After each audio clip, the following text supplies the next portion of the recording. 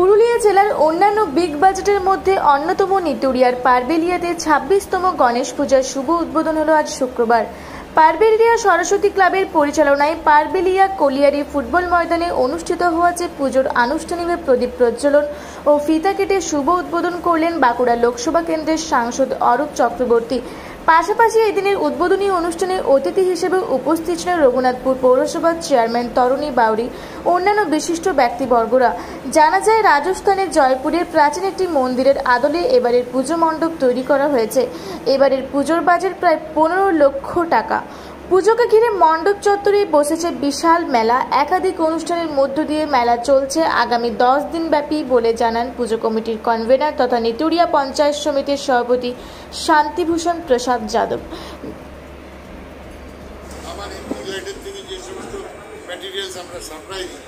সেগুলো আমি বলেছি আছে, যেগুলো আপনাদের যেখানে যেরকম দরকার আমাকে জানালে সুবিধা, কারণ আমি সব জায়গায় চিনি না, তাহলে আমি সেগুলো হয়তো পৌঁছে করতাম।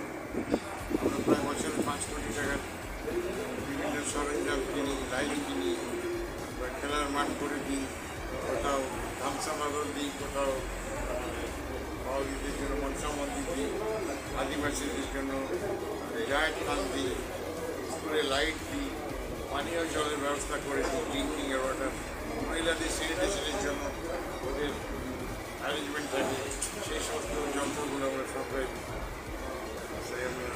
বড় সাবমার্সাল লাইট তুলে দিই। এগুলো করি, সেগুলো করে দেওয়া দরকার আছে, কারণ আগে তো কেউ জানতেই পারতো না এমপি লাইনের টাকায় কী হচ্ছে। এটা বলেই দিচ্ছি। দাদা, দেখা গেল মঞ্চ থেকে বিরোধীকে কটাক্ষ করলেন, কি বলবেন? বিরোধীদের কটাক্ষ এখানে করলাম, আমার কাছে খবর ছিল যে একটা কয়লা খনি আছে, এটা বেসরকারি করানোর চেষ্টা চলছে।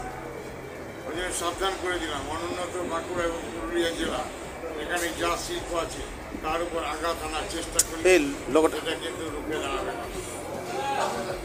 এরা বিভিন্ন জায়গায় ন্যাশনালাইজেশন করার চেষ্টা করছে, এলআইসি রেখে প্রায় মিছিয়ে দিচ্ছে, এটা যাতে না হয় সেটা। আজিকার নিয়ে কি বলবেন?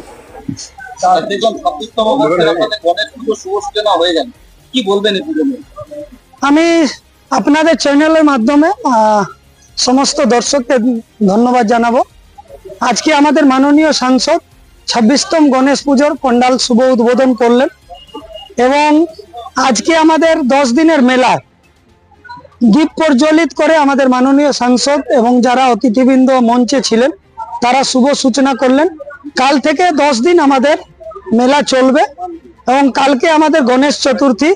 আপনার চ্যানেলের মাধ্যমে আমরা সমস্ত মানুষকে গণেশ চতুর্থীর শুভেচ্ছা জানাই এবং কালকে আমরা একই ড্রেস পরে কালকে গণেশ চতুর্থীতে আমরা বাড়ি আনতে যাব এবং খুব ভালো লাগলো কি আমাদের মধ্যে মাননীয় সাংসদ আসে আমাদের এই মণ্ডপকে উদ্বোধন করলেন এবং আমাদের এই বছর মণ্ডপ হচ্ছে জয়পুরের আদলে একটা প্রাচীন মন্দির, তার বাজেট হচ্ছে 15 লক্ষ টাকা এই বছর আমাদের পূজা বাজেট এবং 10 দিন মেলা চলবে।